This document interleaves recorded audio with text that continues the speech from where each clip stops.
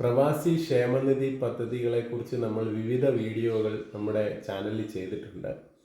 അപ്പോൾ അതിൽ വളരെ പ്രധാനപ്പെട്ട ഒരു അറിയിപ്പ് ഇപ്പോൾ വന്നിട്ടുണ്ട്. അതായത് നമ്മൾ ഈ അംശാദായ കുടിശ്ശിക നേരത്തെ നമ്മൾ അടയ്ക്കാതിരുന്നു കഴിഞ്ഞാൽ നമുക്ക് ഒരുമിച്ചടച്ച് അത് കറക്റ്റ് ചെയ്യാവുന്ന ഒരു സംവിധാനം ഉണ്ടായിരുന്നു. നോർക്ക ഇപ്പോൾ അത് പെട്ടെന്ന് എടുത്തു മാറ്റിയെന്നൊരു വിവരം അറിയുന്നുണ്ട്. അപ്പോൾ അംശാദായ കുടിശ്ശിക ഉള്ളവർ എത്രയും പെട്ടെന്ന് അത് അടച്ച് ക്ലിയർ ചെയ്യുക. കാര്യം എന്ന് പറഞ്ഞാൽ ഈ അംശാദായ കുടിശ്ശിക കിടക്കുന്നവർക്ക് ഇപ്പോൾ 60 വയസ്സ് പൂർത്തിയായാലും പെൻഷൻ ലഭിക്കുകയില്ല എന്നൊരു അറിയിപ്പ് വന്നിട്ടുണ്ട്. അപ്പോൾ അത് പ്രത്യേകം ശ്രദ്ധിക്കുക. അതോടൊപ്പം തന്നെ നോർക്കായുടെ വിവിധ പദ്ധതികളെ കുറിച്ചിട്ട് നമ്മൾ വിശദമായിട്ട് നമ്മുടെ ചാനൽ നിങ്ങൾ തിരഞ്ഞാൽ കാണാം. വീഡിയോകൾ ഒരുപാട് ചെയ്തിട്ടുണ്ട്. നോർക്ക കെയർ ഇൻഷുറൻസ് ഇപ്പോൾ നവംബറിലും നീട്ടിയിട്ടുള്ള വിവരം നമ്മൾ കൃത്യമായിട്ട് ചെയ്യുന്നുണ്ട്. അപ്പോൾ അത് 200-ലേറെ നമ്മൾ നോർക്കയുടെ ID കാർഡ് നമ്മൾ എടുത്തു കൊടുത്തിട്ടുണ്ട്. അപ്പോൾ ഇതുപോലുള്ള ഈ പറഞ്ഞ ഒരുപാട് പദ്ധതികൾ നമുക്ക് ഈ കാർഡ് പ്രവാസി ID കാർഡ് ഉണ്ടെങ്കിൽ നമുക്ക് അതിലൂടെ നമുക്കത് ചേരാൻ സാധിക്കുന്നതാണ്.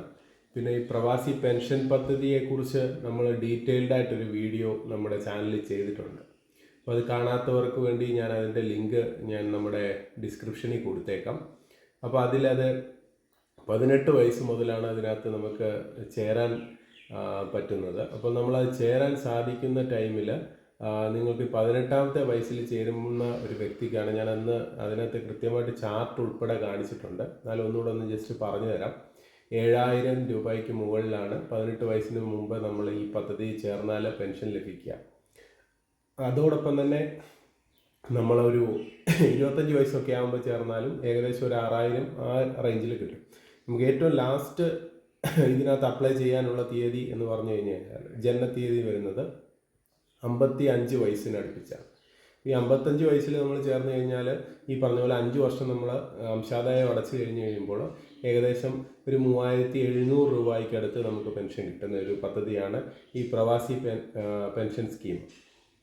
ഈ പ്രവാസി പെൻഷൻ സ്കീമും ഈ നോർക്ക കെയറും ഞാൻ നേരത്തെ സൂചിപ്പിച്ചതുപോലെ രണ്ട് വ്യത്യസ്തമായിട്ടുള്ള ഈ പറഞ്ഞ പോലെ പദ്ധതികളാണ്. അപ്പോൾ ഈ പ്രവാസി ഇൻഷുറൻസ് എടുക്കണമെങ്കിൽ നിങ്ങൾ നിർബന്ധമായി നോർക്ക ID കാർഡ് എടുക്കണം. അപ്പോൾ ഈ നോർക്ക ID കാർഡ് നിങ്ങളുടെ പഴയ ID കാർഡ് ആണെങ്കിൽ ഒരു കാരണവശാലും നിങ്ങൾക്ക് ഈ നോർക്ക ഇൻഷുറൻസ് എടുക്കാൻ സാധിക്കുകയില്ല. അപ്പോൾ ആ നോർക്ക ID കാർഡ് നിങ്ങൾ ഈ പറഞ്ഞതുപോലെ കോമൺ സർവീസ് സെൻറ്ററിലോ മറ്റോ വന്ന് നിങ്ങൾ ചെക്ക് ചെയ്ത് നോക്കുവോ ഇതെല്ലാം ചെയ്ത് കഴിയുമ്പോൾ നിങ്ങൾക്ക് മനസ്സിലാവും ഈ IDക്ക് വാലിഡിറ്റി ഉണ്ടോ എന്നുള്ളത്. മിനിമം ഇതിന് 3 വർഷം വാലിഡിറ്റി ഉണ്ടെങ്കിൽ മാത്രമേ ഈ കാർഡ് പ്രവർത്തനമായിരിക്കുകയുള്ളൂ.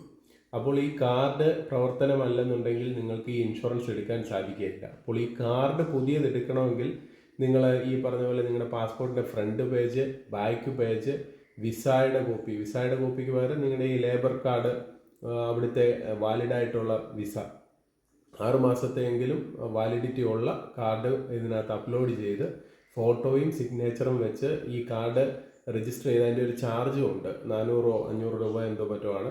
ആ കാർഡും അതിൻ്റെ ചാർജസും എല്ലാം കൂടെ അടച്ച് നിങ്ങൾക്കത് പുതിയ കാർഡ് എടുക്കാൻ സാധിക്കുന്നതാണ്. അത് പുതുക്കാത്തവർ 3 വർഷത്തിൽ താഴെയാണെങ്കിൽ അത് പുതുക്കുകയും ചെയ്യാവുന്നതാണ്. അപ്പോൾ അത് ചെയ്തതിന് ശേഷം മാത്രമാണ് നിങ്ങൾക്ക് ഈ പറഞ്ഞ പോലെ നോർക്ക കെയർ ഇൻഷുറൻസിലേക്ക് പോകാൻ സാധിക്കുകയുള്ളൂ. ഇപ്പോൾ നോർക്ക കെയർ ഇൻഷുറൻസ് എടുക്കുമ്പോൾ ആദ്യം നിങ്ങളുടെ ID വെച്ചിട്ട് നിങ്ങളുടെ ഫോണിലേക്ക് OTP വരും.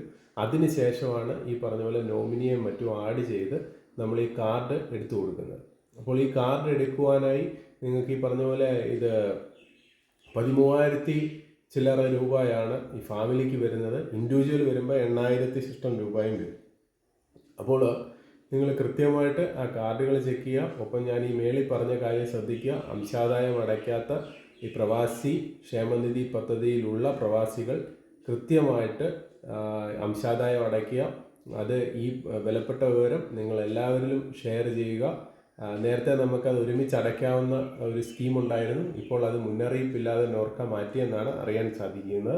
അപ്പോൾ ഈ വിലപ്പെട്ട വിവരം അടിയന്തരമായി നിങ്ങളെല്ലാ പ്രവാസി സുഹൃത്തുക്കളിലും എത്തിക്കുക. അതോടൊപ്പം തന്നെ നമ്മളുടെ വീഡിയോ ഇഷ്ടമായിട്ടുണ്ടെങ്കിൽ തീർച്ചയായിട്ടും ഒന്ന് ലൈക്ക് ചെയ്യുക, ഷെയർ ചെയ്യുക, കമൻറ്റ് ചെയ്യുക. ഹൃദയപൂർവ്വം നിങ്ങളുടെ സ്വന്തം ST channel. Bye and take care.